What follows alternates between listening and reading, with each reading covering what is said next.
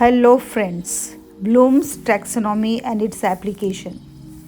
Bloom's taxonomy is a three hierarchical models used to classify educational learning objectives.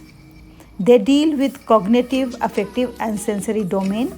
Here we discuss cognitive domain. Benjamin Bloom was chairing the committee that has devised this taxonomy. That's why it's called Bloom's taxonomy. Earlier in the Bloom's taxonomy, we had knowledge at the bottom, then comprehension, application, analysis, synthesis, and evaluation. In the revised Bloom's taxonomy, remember is at the bottom, then understand, then apply, analyze, evaluate, and finally on the top, it's create. Let's understand each one of them. When we talk about remember, the students have to learn the facts and memorize concepts. Then they have to retrieve information from memory but not expected to change it in any way. This is remember.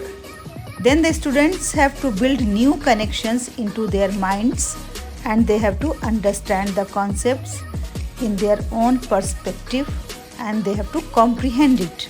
That is called understanding. Apply to answer new problems, certain procedures to be followed. The students move from basic comprehension to apply their learnings in new situation and solve problems. Then after that they analyze. They utilize lower level thinking skills to identify key elements and examine each part. And once they are able to do so, at evaluation level, the students make judgment about the value of ideas, items, materials. And at this level, the students are expected to bring in whatever they have learned and they have to make sound evaluations about the information or the materials. Putting elements together to form a coherent or functional whole.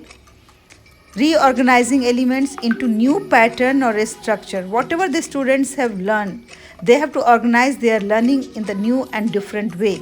That's creativity and that is the final and ultimate goal. Dear friends, to understand Bloom's taxonomy in few seconds is impossible. I request you to kindly join our workshop of 3 hours. Thank you very much.